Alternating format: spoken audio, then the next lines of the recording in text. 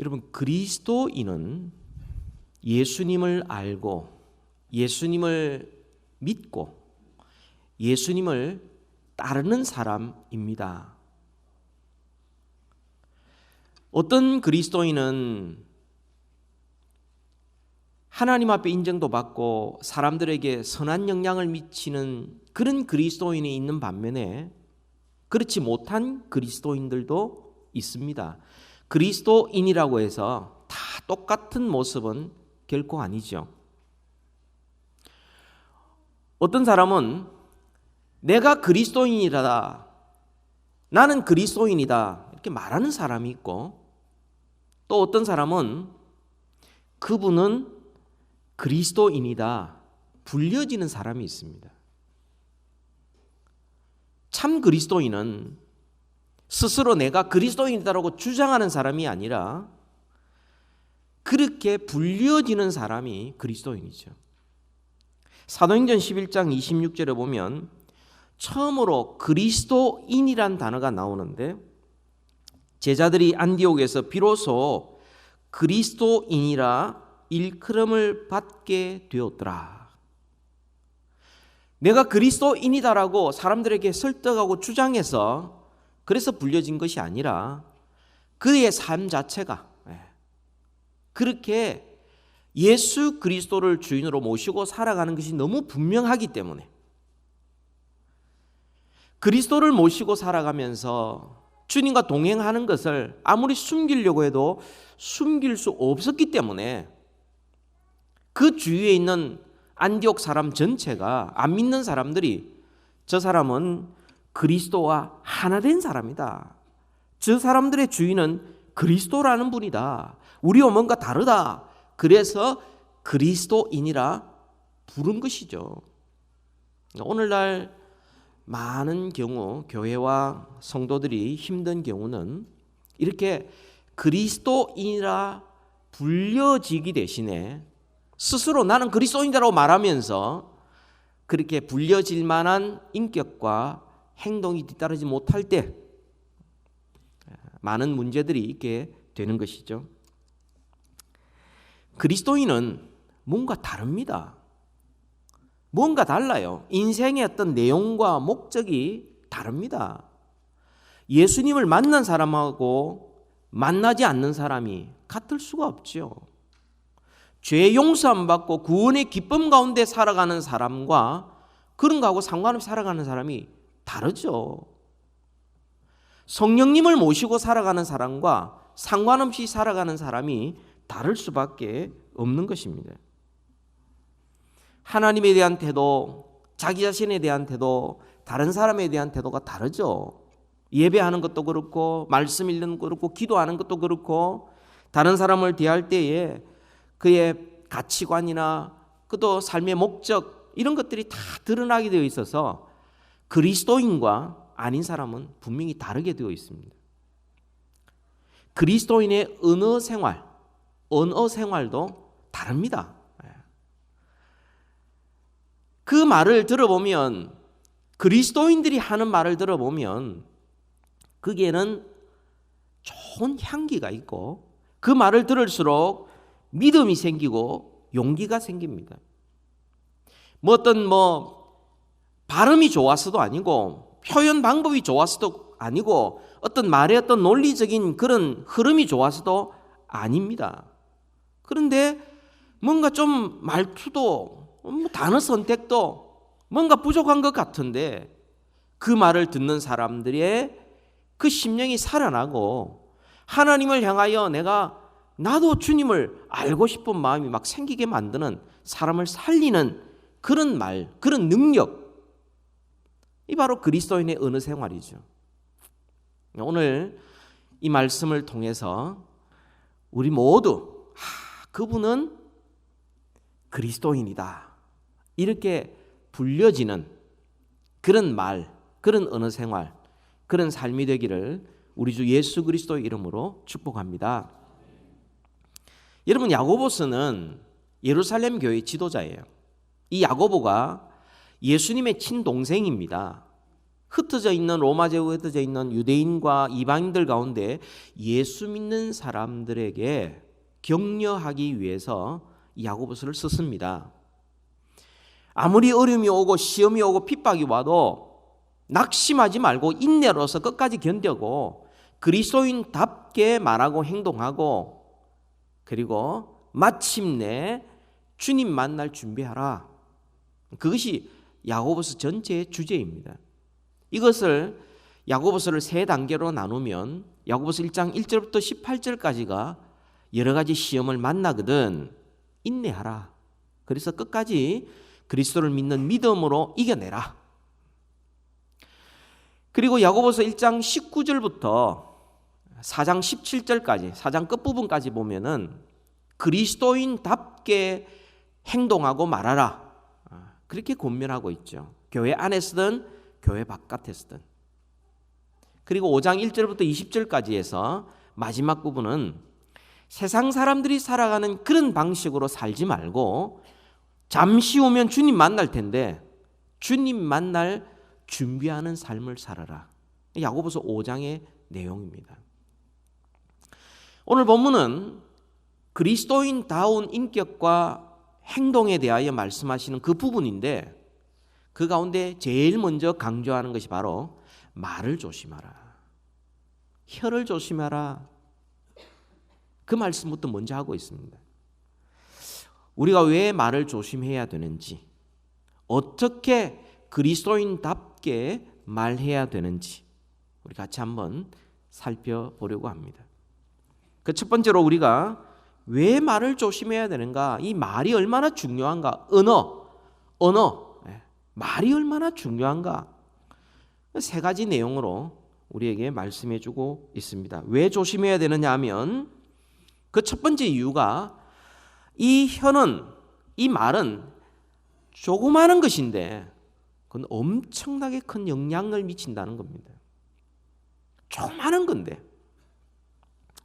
그래서 세 가지 예를 듭니다. 먼저 사람이 타고 다니는 말의 제갈과 같다. 오늘날 자동차와 같은 것이죠. 저도 말을 한번 타본 적이 있습니다. 딱 한 번 일생에. 근데 그 말을 타보면요, 말을 안 들어요. 자기 마음대로 가요. 뭐 이렇게 저렇게 해도 조금 기분 나쁘면 서버리고 말을 안 들어. 그러면 어떻게 해야 됩니까? 제갈을 먹여야 되죠. 그러면 이 막대기 같은 것을 딱 제갈을 먹여가지고 이 말을 하면 이 말이 힘이 좋거든요. 그리고 말을 딱 타면 굉장히 높아요. 거기 떨어지면 사람 다쳐요. 어떤 사람 죽는 사람도 있을 정도로 이 말이 굉장히 높고 힘이 셉니다.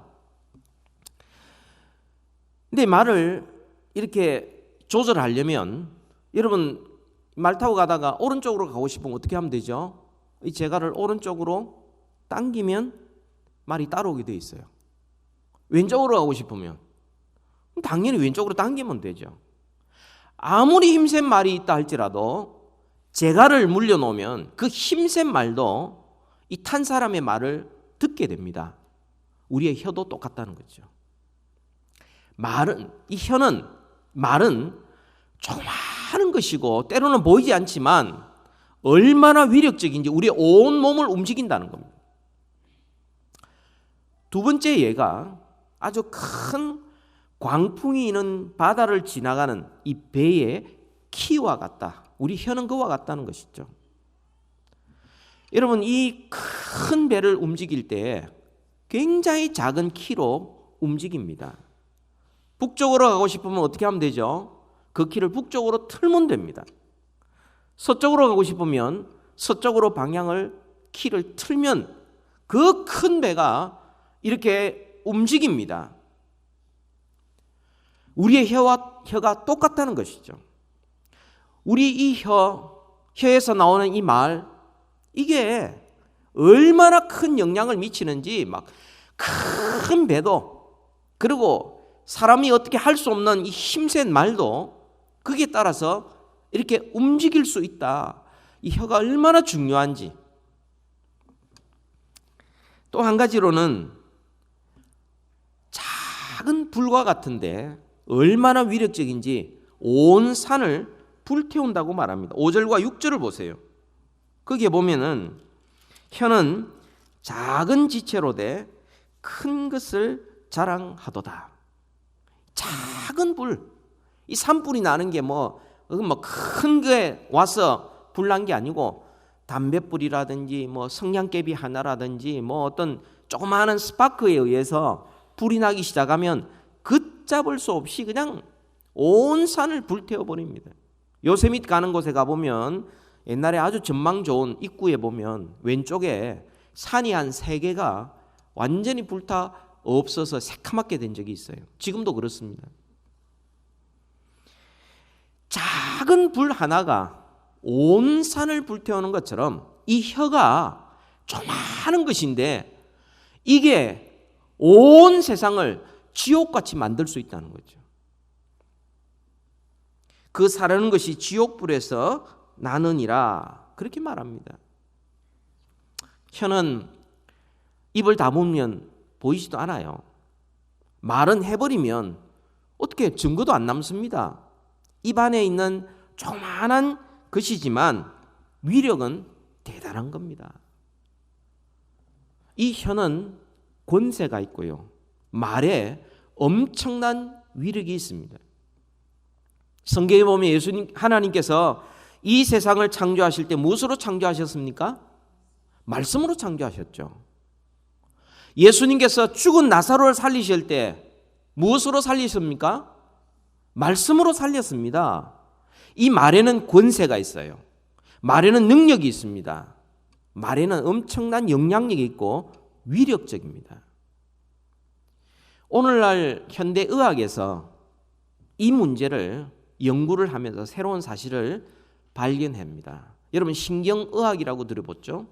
우리 몸에 있는 신경인데 특별히 뇌 속에 이 신경이 정말 복잡하게 이렇게 구성이 되어져 있습니다. 그 많은 신경들의 그 모든 것을 주관하는 움직이게 만드는 것이 뭐냐?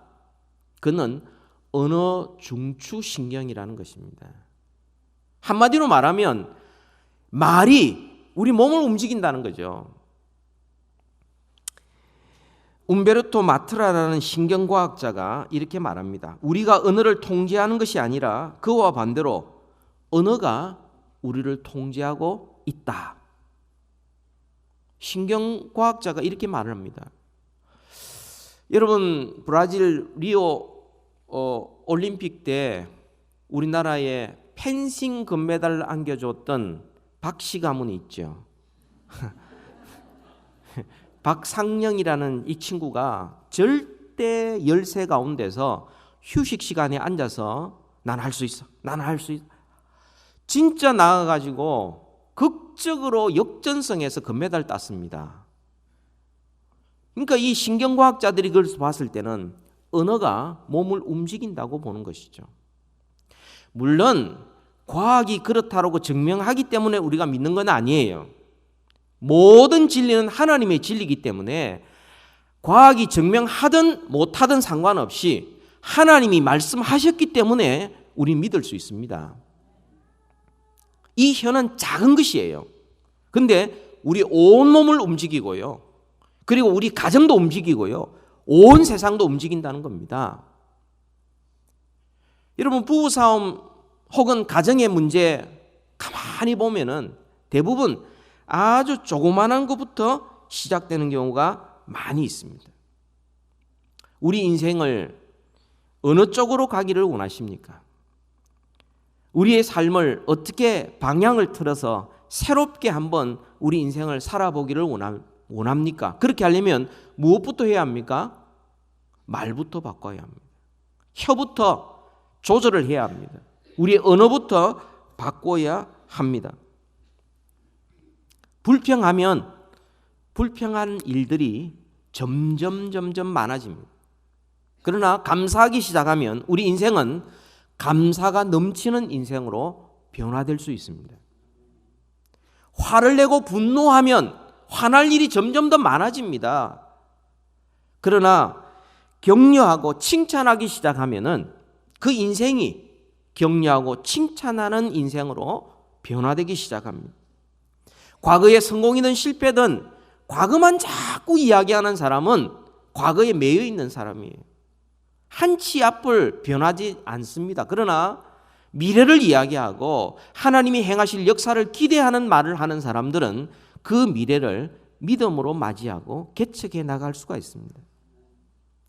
그러니까 왜 언어가 중요하냐, 왜 말이 중요하냐?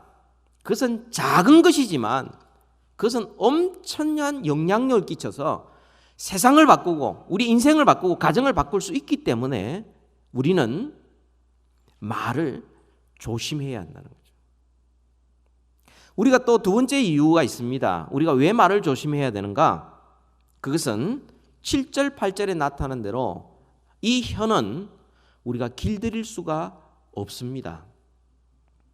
uncontrollable이에요. out of control이에요. 이 혀는. 그러니까 세상에 있는 모든 동물들, 생물들, 심지어 하늘의 새들과 심지어 벌레들, 또 바다에 있는 것들, 이런 것들도 길들이면 길들여집니다.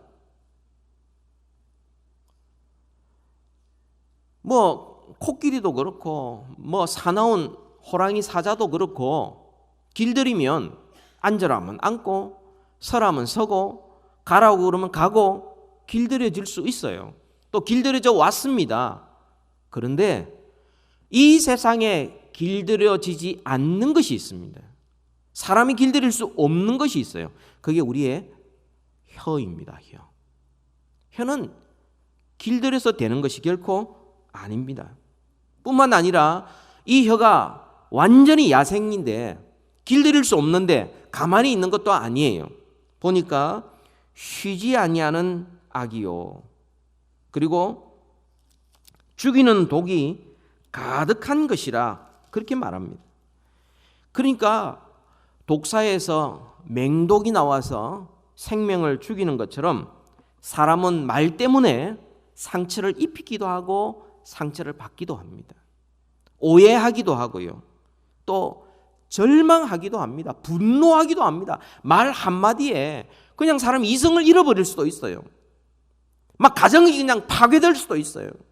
부부 사이가 문제가 심각하게 생길 수도 있습니다. 근데 그 모든 것이 대단한 것이 아니라 말 한마디 잘못했어요. 우리나라 속담에 이런 말이 있죠. 우리 한국의 속담에 말 한마디가 천냥빚을 갚는다. 굉장히 지혜로운 충고이시죠. 이 혀는 우리가 길들일 수가 없어요. 어떻게 길들일 방법이 없습니다. 그렇다면 조심하는 길밖에 없어요. 말하기 전에 한 번 더 생각해보고 신중하게 생각해보고 상대방 입장에서 한번 생각해보고 끊임없이 우리의 말 그걸 우리 스스로 제어하려고 통제하려고 끊임없이 노력해야 합니다. 우리가 왜 말을 조심해야 합니까? 이 혀는 작은 것이지만 엄청난 영향을 미치게 되고요.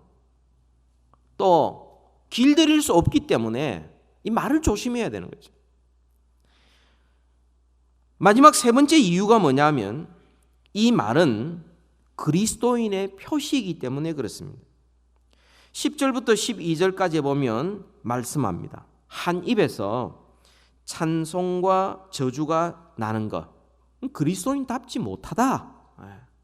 하나님을 찬송하고 있다가 사람들에게 그냥 저주하는, 화내는, 욕하는, 이거는 그리스도인답지 못하다. 이건 어울리지 않는다.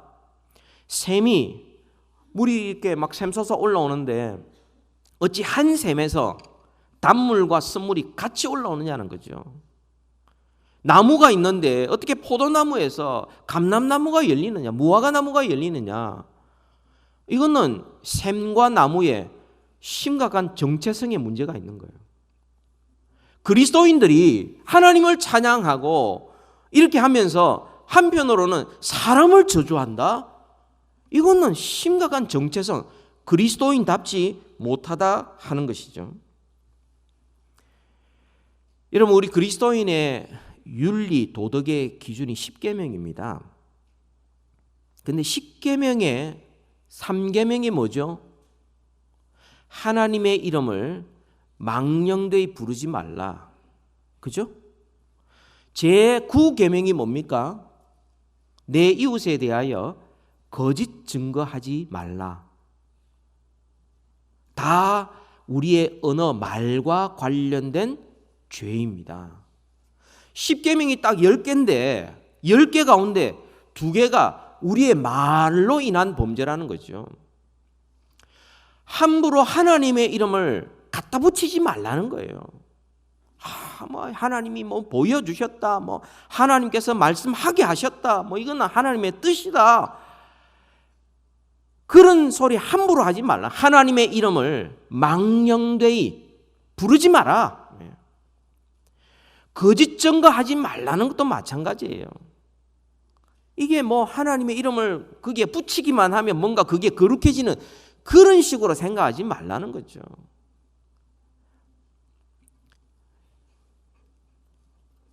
아무튼 우리 그리스도인들은 그리스도인답게 우리의 말을 너무너무 조심해야 되고요.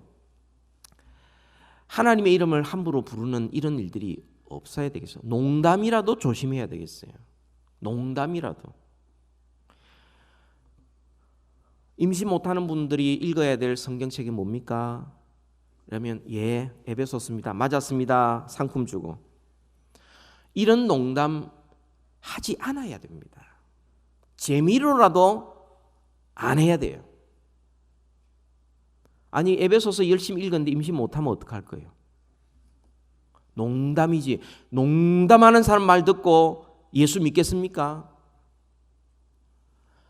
여러분, 그리스도인들은 다른 사람을 조롱하는 말 그거 조심해야 되고요. 말뿐만 아니라 그런 글도 이렇게 남기지 않도록 조심하셔야 됩니다.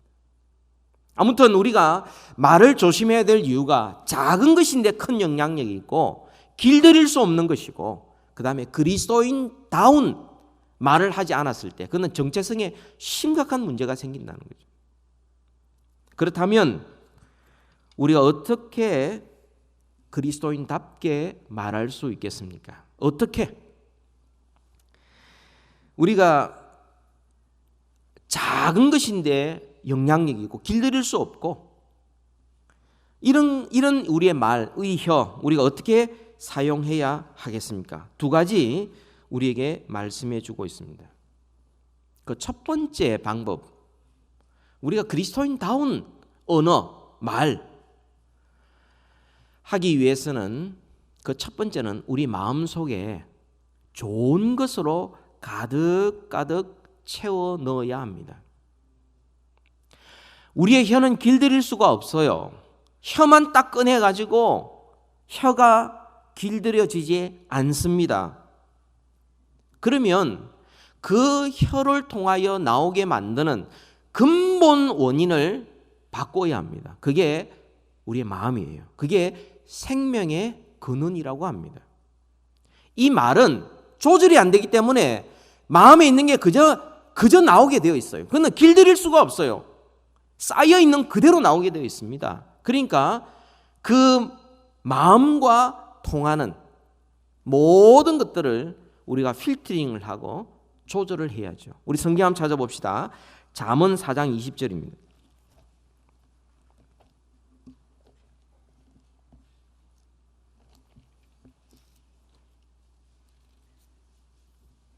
잠언 4장 20절부터 27절까지를 우리 같이 읽읍시다. 한 목소리로 다 같이 잠언 4장 20절부터 27절 시작. 내 아들아 내 말에 주의하며 내가 말하는 것에 내 귀를 기울이라. 그것을 내 눈에서 떠나지 말게 하며 내 몸속에 지키라. 그것은 얻는 자에게 생명이 되며 그의 온 육체에 건강이 됨이니라. 무릇 지킬 만한 것 중에 더욱 내 마음을 지키라. 생명의 근원 이에서 남이니라. 구부러진 말을 내 입에서 버리며 삐뚤어진 말을 내 입술에서 멀리하라. 내 눈은 바로 보며 내 눈꺼풀은 내 앞에 곱게 살펴 내 발이 행할 길을 평탄하게 하며 내 모든 길을 든든하게 하라. 좌로나 우로나 치우치지 말고 내 발을 악에서 떠나게 하라. 이 마음이 생명의 근원인데 이 마음과 통하는 문들이 여러 개가 있습니다. 우리 그걸 조절하는 것이죠. 보면 20절에 보면 귀, 21절에 보면 눈, 24절에 보면 입, 25절에 보면 또 눈, 26절, 27절에 보면 발. 여러분, 아무거나 듣고 아무거나 보고 아무데나 걸어가면 그 사람의 인생은 정말 아무렇게나 사는 인생이 됩니다. 그 마음속에 쌓여지는 것들이 그런 것들만 쌓여지는 것이죠. 그래서 우리가 무엇을 보느냐, 무엇을 듣느냐, 무엇을 말하느냐, 어떻게 걸어가느냐, 어디로 가느냐 굉장히 중요한 것입니다. 그것들을 조절함으로 우리의 마음을 지키고 그것이 곧 생명의 근원이라는 거죠. 거기서부터 우리는 이렇게 말과 행동과 눈과 생각이 모든 것들이 연결되어 있기 때문에 그 모든 것들을 우리는 지켜 나가야 하는 겁니다. 우리 야고보서로 다시 한번 돌아옵시다. 야고보서 1장 19절을 보십시다. 그래서 이렇게 말씀하는 겁니다. 1장 19절 같이 읽읍시다. 시작. 내 사랑하는 형제들아 너희가 알지니 사람마다 듣기는 속히 하고 말하기는 더디하며 성나기도 더디하라. 네. 그러니까 듣는 것은 속히, 말하는 것은 할 수만 있거든 천천히 신중하게 조심스럽게 그렇게 조절함으로 인해서 우리의 마음 생명의 근원을 지켜나갈 수가 있는 것이고요. 26절을 봅시다. 1장 26절 다 같이 야고보서 같이 읽읍시다. 시작. 누구든지 스스로 경건하다 생각하며 자기 혀를 재갈 물리지 아니하고 자기 마음을 속이면 이 사람의 경건은 헛것이라. 혀에 재갈 물리는 것과 마음을 속이지 않는 것과는 연결되어 있는 거예요. 그러니까 우리는요, 이런 이 마음으로 통하는 문단속을 잘 해야 돼요. 그래야 우리의 생명의 근원을 지켜 나아갈 수 있고, 그래야 그리스도인답게 그렇게 그리스도인이라 불려질 수 있는, 인정받는 그런 삶을 살 수가 있죠. 이것을 예수님께서 좀 더 쉽게 우리에게 말씀해 주신 적이 있습니다. 마태복음을 같이 봅시다. 마태복음 12장입니다.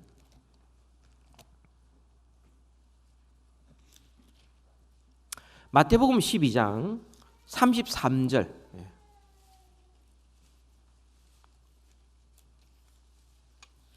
33절부터 37절까지의 말씀, 이것도 다 같이 읽습니다. 마태복음 12장 33절부터 37절 시작. 나무도 좋고 열매도 좋다 하든지 나무도 좋지 않고 열매도 좋지 않다 하든지 하라. 그 열매로 나무를 아느니라. 독사의 자식들아 너희는 악하니 어떻게 선한 말을 할 수 있느냐. 이는 마음에 가득한 것을 입으로 말함이라. 선한 사람은 그 쌓은 선에서 선한 것을 내고 악한 사람은 그 쌓은 악에서 악한 것을 내느니라. 내가 너희에게 이르노니 사람이 무슨 무익한 말을 하든지 심판날에 이에 대하여 신문을 받으리니 내 말로 의롭다함을 받고 내 말로 정죄함을 받으리라. 아멘. 주님이 말씀하신 거 이겁니다. 선한 사람은 마음에 선한 것을 가득 샀고, 어떻게 샀습니까? 문단속 잘해가지고 눈 보는 거, 듣는 거, 말하는 거, 행동하는 거 잘 단속해가지고 그 속에 선한 것들만, 좋은 것들만 가득 쌓으니까 길들일 수 없는 이 혀, 이 입이 그대로 속의 것이 다 나오게 돼 있는 거죠. 그래서 주님이 심판하실 때 맨 마지막 심판의 그 기준이 뭐냐면 너가 말한 대로 내가 심판하겠다. 너가 말한 대로 의롭다고 말한 대로 정죄를 받을 것이다. 이 말과 마음은 연결되어 있다는 거죠. 그냥 말이 아니라는 거예요. 한두 번 좋은 말, 선한 말 할 수 있지만 계속해서 선한 말, 좋은 말 할 수 없고 마음속에 선한 것, 좋은 것 가득해야 비로소 선한 말, 좋은 말이 가득하게 넘칠 수 있다는 거예요. 잠언 18장 21절에 죽고 사는 것이 혀의 힘에 달렸다 말씀합니다. 여러분, 우리가 할 수만 있거든 우리 속에 긍정적이고 행복하고 따뜻하고 칭찬하고 감사한 이런 것들로 가득 채웠을 때 우리는 좋은 말, 칭찬의 말, 감사의 말, 남을 일으키는 말, 살리는 말 이런 것들을 통하여서 우리는 선한 영향을 미칠 수 있는 것이죠. 무조건 긍정적인 말을 한다고 되는 건 아니에요. 그거보다 더 중요한 것은 하나님의 약속의 말씀에 대하여 긍정하는 것입니다. 아멘, 예하는 것이에요. 그것으로 우리 속에 가득 하나님의 약속으로 채웠을 때 우리는 믿음의 말을 하게 되고요. 현실이 아무리 우리에게 있다 할지라도 우리는 그것을 넉넉히 이겨내는 능력 있는 권세 있는 삶을 살아갈 수 있게 되는 것이죠. 마음에 가득 쌓아둬야 합니다. 좋은 것으로. 우리가 그리스도인다운 그런 말을 하려면 우리 마음에 선한 것, 좋은 것으로 가득 차을 뿐만 아니라 또한 말하는 방법도 훈련해야 합니다. 똑같은 말도 어떻게 말하느냐에 따라서 의미가 완전히 달라지죠. 여러분, 똑같은 말, 왜? 라는 말, 왜? 라는 말과 왜? 라는 말은 다릅니다. 왜? 짜증난다는 이야기예요. 왜? 관심이 있다는 거예요. 당신한테 관심이 있다는 이야기예요. 잘한다. 진짜 잘하는 거예요. 잘한다. 못하는 거예요. 예쁘다? 예쁜 거예요. 예쁘다. 못생긴 거예요. 똑같은 말이에요. 그래서 잘한다, 예쁘다 일어나 놓고 상대방이 굉장히 기분 나빠서 왜 그렇게 이야기하느냐고 그러면 내가 잘한다고 그랬지 않느냐. 예쁜다 그래도 화낸다고. 오히려 막 자기가 막 화를 내고 있어요. 똑같은 말이지만 우리는 정말 우리의 마음을 담아서 말하는 것과 그렇지 않는 그냥 말뿐인 말과는 상대방이 너무 잘 알아요. 그래서 가능하면 교회 안에서 이렇게 뭐 의논할 때도 그 상대방의 형편을 잘 모르면은 직접 만나서 이야기하는 것이 좋지. 그냥 뭐 회사처럼 이렇게 쭉쭉쭉 의논한답시고 이렇게 하다가 의견 충돌이 일어나서 오해하는 경우도 많이 생길 수가 있어요. 말하는 이것들을 우리가 늘 조심하고 내 말투를 스스로 반성할 수 있어야 됩니다. 나는 그렇지 않는데 그냥 툭툭 쏘면서 다른 사람을 핥히는 그런 말, 그런 반말, 그런 어떤 비꼬는 조롱하는 투의 그런 말들은 내 마음과 전혀 상관없이 상대방에 상처를 줄 수가 있어요. 그리스도인들은 같은 말이라도 그것을 표현하는 방법에 따라서 달라질 수 있다라는 상대에 대한 배려가 우리에게 필요합니다. 뿐만 아니라 이 바디랭귀지라고 그러죠. 이 몸 언어입니다. 상대방을 이렇게 딱 쳐다보고 이야기하는 이 자세와 한번 45도로 꺾어가지고 눈동자가 이렇게 한쪽 흰자를 많이 노출하면서 말하는 것과는 다르죠. 팔짱을 이렇게 끼고 이야기하는 것과 그 다음에 이렇게 이렇게 단정하게 말하는 게 다르죠. 삐딱하게 하는 것 완전히 다릅니다. 그런 우리의 어떤 바디 랭귀지 자체가 사실은 다른 사람에게는 적어도 70% 이상의 우리 마음을 전달하는 거예요. 이 말 내용은 사실은 30%밖에 되지 않습니다. 말을 안 해도 그냥 좋은 사람 있죠. 그 사람은 그 사람의 마음 태도가 그대로 전달되어서 그냥 좋은 거예요. 근데 말은 하는데 짜증나는 사람 있잖아요. 이런 사람들은 말은 뭐 이렇게 막 좋은 말, 아름다운 말 갖다 붙이는 것 같은데 그 마음은 전혀 그렇지 못한 거예요. 아무튼 우리는 이 말하는 이 말투나 우리의 어떤 자세나 이런 것들도 우리 살필 수 있어야 하겠습니다. 우리가 우리 마음속에 가득 채워 넣어야 될 말들이 오늘 본문에 나오는데 그게 뭐냐면 그것은 찬송입니다. 찬송. 3장 9절에 보면 주 아버지를 찬송하고라고 합니다. 이 노래가 아니에요.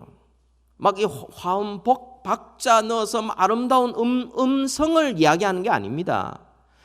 하나님을 찬송하는 마음에서부터 나오는 그냥 하나님에 대한 감사로 넘쳐서 그냥 기쁨으로 찬양하는 것과 노래는 다른 거죠. 그 찬양, 그 찬송, 그것이 사람들에게 나아갈 때는 저주와 반대되는 그 사람을 축복하고 인정하고 칭찬하는 것으로 나아가야 마땅합니다. 그래서 로마서 12장 14절에도 축복하고 저주하지 말라. 저주와 축복은 반대말입니다. 하나님을 찬양했다면 사람에게는 축복하라 그 말이죠. 누가복음 6장 28절에 보면 너희를 저주하는 자를 축복하고 너희를 모욕하는 자를 위하여 기도하라. 찬송과 축복과 기도. 그 상대방은 우리한테 욕하고 모욕하고 저주할지라도 우리 편에서는 좋은 말 해야 돼요. 그래야 우리가 사는 거예요. 우리가. 그렇지 않으면 같이 죽는 거예요. 같이. 우리는 우리의 마음에서부터 이 감사가 넘쳤을 때 예배 가운데 찬양으로 감사가 넘쳤을 때 사람들을 대하는 태도에서부터 바디랭귀지로 음성조차도 이 감사가 묻어나가고 사랑이 묻어나오면 상대방이 그 말을 듣고는 감동이 있게 되고요. 우리의 말 가운데 향기가 있다는 것을 느끼게 되고요. 우리가 말하는 가운데 그 사람이 부정적인 생각이 하나님을 향하여 바뀌어지게 되고요. 믿음이 생기고요. 낙심에 짠다니 힘을 얻고 용기를 얻는 그런 살리는 능력이 우리 입에서 나오게 된다는 거예요. 이게 혀의 권세요 능력입니다. 그리스도인들의 언어 생활은 세상 사람들과는 다릅니다. 또 달라야 합니다. 우리 입에는 정말 좋은 말들이 가득해서 정말 이 세상에서 들을 수 없는 좋은 말을 우리 교회 안에서 들어야 합니다. 그 말을 듣고 싶어서 교회를 찾아올 수 있는 그런 교회가 되어야 되지 않겠습니까? 우리 한번 연습합시다. 감사합니다. 좋습니다. 기쁩니다. 우리는 행복합니다. 저 사람이 뭐 조건도 별로 좋지 않는데 뭐 저런 소리를 하고 다니냐. 우리에게는 기쁨의 근원, 행복의 근본 원인이 다른 데 있기 때문에 그것으로 감사와 찬양과 기쁨과 축복이 우리에게 넘치게 될 때 하나님께서 그 혀에 그 권능으로 하나님께서 우리에게 응답하실 때 과연 우리 개인과 우리 가정과 우리 교회에 하나님의 은혜가 넘치게 되고요. 사랑이 넘치게 되고요. 감사와 기쁨이 충만할 수 있는 것입니다. 우리가 말 잘하는 법도 배워야 합니다. 잘 표현하는 법도 배워야 됩니다. 그러나 더 중요한 것은 우리의 생명에 근원되는 이 혀는 길들일 수가 없으니까 조심하는 수밖에 없고 우리의 마음속에 하나님의 말씀으로 가득가득 채워야 합니다. 그랬을 때 우리는 저절로 하나님을 향한 약속을 주장하는 믿음의 말을 하게 되고 그것이 우리의 기도가 되고 찬양이 되고 다른 사람을 살리고 용기 있게 세상과 마주쳐서 승리할 수 있는 힘이 그 속에서 나오게 되는 것이죠. 다음 주일부터 우리가 비전 라이프를 합니다. 새생명전도 훈련을 합니다. 다음 주일부터. 또 이번 목요일부터 올리브 여성 모임을 하게 됩니다. 이 모든 것들이 다른 데 우리 관심 쏟지 않고 하나님의 말씀을 우리의 마음속에 차곡차곡 쌓아가는 그 일들을 우리가 하는 것이죠. 근데 가만히 보면은 비전 라이프 하시는 분들만 하는 경향이 있는데, 여러분 한번 이번에 나의 오래된 습관을 한번 깨트리고 비전 라이프 꼭 신청을 하십시오. 또 새생명전도 훈련 한번 일생에 한 번은 받으시면 우리에게 큰 유익이 됩니다. 또 여성 모임, 올리브 모임 참석하셔서 여러 가지 우리에게 하나님의 말씀을 배울 수 있는 기회가 있게 되는데요. 아무튼 우리의 마음속에 하나님의 약속의 말씀, 하나님의 생명의 말씀이 가득가득 채워져서 우리의 입에서 나오는 모든 말들이 나도 살고 남도 살리고 향기롭게 만들고 이 세상을 따뜻하게 만드는 그런 그리스도인의 언어 생활 되기를, 그런 교회와 가정 되기를 주님의 이름으로 축복합니다. 우리 같이 한번 기도